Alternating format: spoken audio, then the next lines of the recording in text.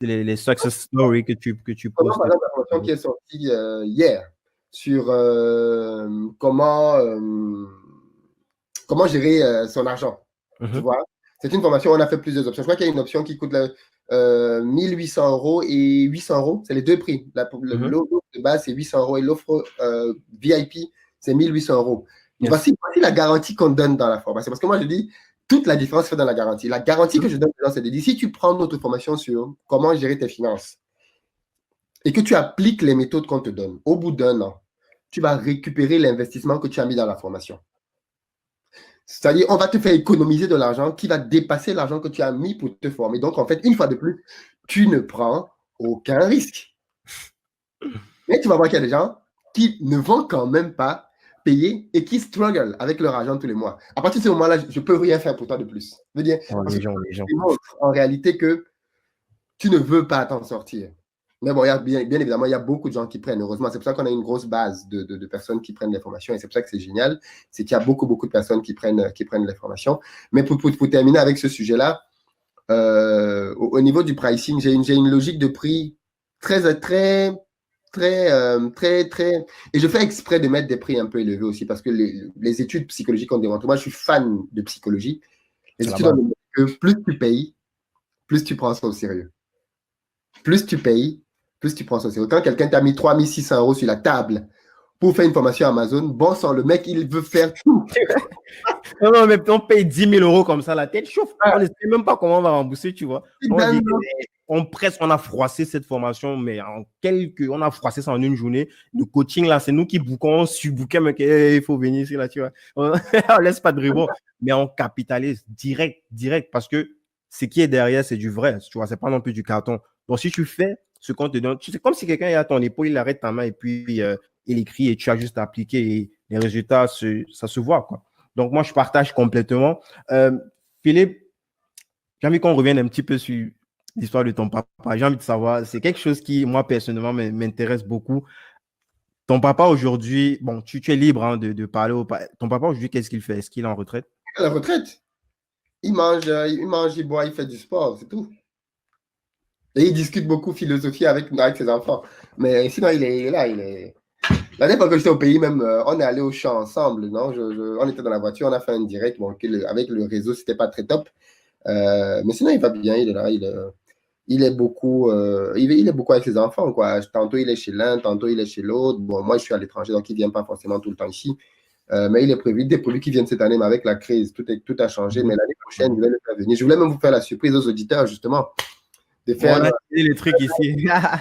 un live avec mon père en direct. Boum, wow, qu'est-ce qu'il Ouais. fait là? C'était justement ça ma deuxième. C'est la question que j'allais poser après. Pourquoi est-ce que c'est vraiment possible d'organiser un live, même à distance avec ton papa, franchement? Parce que je trouve que c'est une grosse. Franchement, pourtant, tu as plus de 400 vidéos sur ta chaîne, mais c'est les vidéos qui m'ont le plus impacté. Pas que les autres vidéos n'ont pas de valeur. Il y a plein de valeurs, de soft skills, de trucs pratico-pratiques. Mais en termes de philosophie, en termes de vision, en termes de. Surtout pour cette génération, c'est ça qui m'a marqué, en fait. Tu vois, quand je regarde ça, je regarde la génération, tu vois, les oncles, tout ça, tu vois, c'est pas. Ils sont très peu qui. Même ceux qui sont venus en Europe, parce qu'on dit souvent, quand tu voyages, ça ouvre l'esprit, c'est autre chose, quoi. C'est pas ce qu'on a l'habitude de voir, quoi. Moi, j'ai été marqué, mais j'ai été marabouté, j'ai envie de dire, même par la playlist de ton papa, tout ce qu'il a véhiculé, le mindset de l'Africain, la lecture, la base, le gratuit, là, ça coûte pas grand-chose. Tu vois, tous ces choses-là, tu te dis, mais comment ça se fait que un monsieur de cette génération, tu vois, Mais je vais te dire, moi, j'ai eu des gens qui m'ont contacté en me disant que les vidéos avec mon père ont causé des problèmes dans leur famille. Parce que, ah non, oui, il y a des mamans qui ont vu les vidéos avec mon père et qui en ont voulu à leur mari. C'est-à-dire, je bon. dis avec hein, il y a des familles comme ça qui ont eu de vrais clashs à cause de ces vidéos parce qu'il y en a qui ont dit oui, voilà ce que des femmes notamment qui se plaignaient en disant oui, voilà ce qu'on t'a toujours demandé de faire.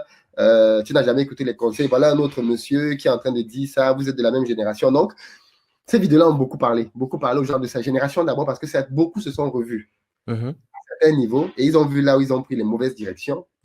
Et d'autres, malheureusement, ont pris ça comme étant une attaque, quoi. Et ça a causé des petits problèmes à gauche à droite, mais bon.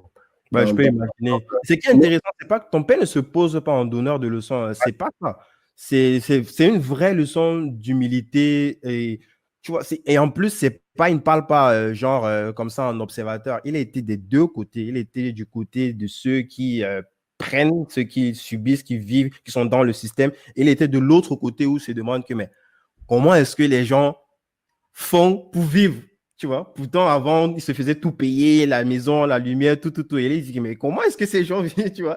Il était des deux côtés et il y a l'âge, il y a l'expérience et il y a le recul qu'il prend, la rationalité qu'il utilise pour partager ces informations, pour partager en fait cette expérience-là et sans forcément prendre de parti, tu vois, sans forcément prendre de parti, sans avoir, tu vois, il y a parfois certains afros qui font les choses genre afro, tu vois, même quand l'afro fait un truc qui n'est pas bien, juste parce que c'est un afro, il faut être du côté de l'afro, tu vois. Je sais qu'il y a un gros débat sur ce sujet-là, mais parfois, disons, en interne, il faut mettre les choses sur la table, quoi. Il faut parfois se dire les vérités que, ouais, il y a ça et ça qu'on fait, et peut-être faut réduire. Moi, ça m'a beaucoup, beaucoup marqué, ça m'a beaucoup impacté, ça m'a fait réfléchir même autrement, tu vois, même mon rapport avec mes proches, tu vois, ça m'a troublé, franchement, ça m'a troublé. C'est pour ça que je reviens, j'insiste dessus. Franchement, merci pour cette série de vidéos là. J'ai hâte que tu nous pousses peut-être un live surprise comme ça là, même à distance avec ton papa, pour discuter, pour parler et échanger encore sur ces sujets-là. Ça pourrait potentiellement impacter un plus grand nombre de personnes. Tout à fait. Non, c'est quelqu'un d'une très grande sagesse, hein. C'est quelqu'un d'une très grande sagesse pratique de la vie et que l'on gagnerait tous à écouter, quoi. Donc, non, non, moi, ce sera avec plaisir.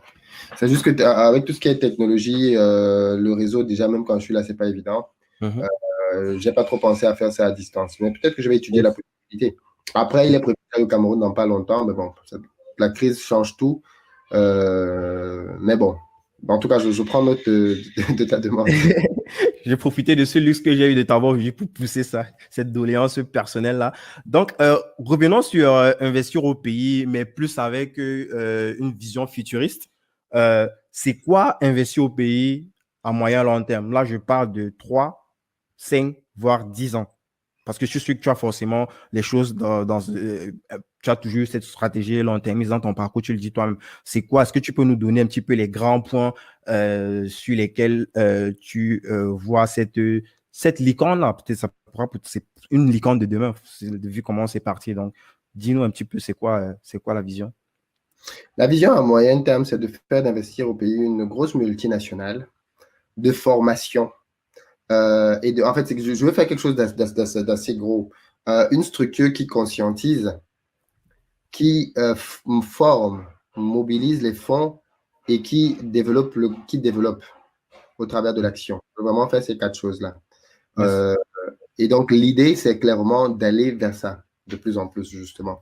Comme je disais là, déjà en faisant croître vraiment l'audience. On a un rêve très fou hein, dans la tête d'aller très, très loin en termes d'audience. Je suis bien content que Facebook aussi ait commencé à suivre parce qu'on a franchi les 100 000 abonnés sur Facebook, c'est très bien. Et donc, l'idée vraiment, c'est de faire croître de manière significative l'audience. Et de s'imposer vraiment définitivement dans les esprits des gens comme étant la référence pour tout ce qui va être développement de la communauté, que ce soit au niveau de la formation, de l'investissement, de la mise à disposition de l'argent. Il faut vraiment qu'on devienne incontournable dans ça. Et que je suis convaincu aujourd'hui hein, que la diaspora africaine a tellement d'argent et de talent. Le seul problème, c'est qu'elle est dispersée. Les gens ne se parlent pas. Les Africains sont très bons individuellement dans tous les domaines. Que tu ailles à la NASA, que tu ailles dans le foot, que tu ailles dans la médecine, que tu ailles dans l'astrophysique, que tu ailles dans le bâtiment, dans tous les domaines, tu as des gens de la communauté qui y travaillent, qui ont de l'expertise et qui ont de l'argent. Le problème, c'est qu'ils sont tous seuls. Tu sais, il y a cette petite image que l'on aime souvent prendre des feux de bois. Quand tu prends un feu de bois, il est très fort. Tu peux mettre une marmite dessus, ça te chauffe ta marmite en un temps, 2 mouvements. Par contre, tu prends une bûche qui est dans ce feu-là et tu la mets de côté, qu'est-ce qui va se passer? Elle va brûler de moins en moins jusqu'à ce qu'elle ne s'éteigne. C'est ça le problème de notre communauté. C'est qu'on est comme cette bûche-là qui est en train de s'éteindre dans son coin quelque part. Elle accorde une petite lumière parce qu'il y a une petite flamme encore là où elle est. Et les gens voient, ah ouais, il y a un noir qui s'appelle Tidiane Thiam, qui est directeur de la banque suisse.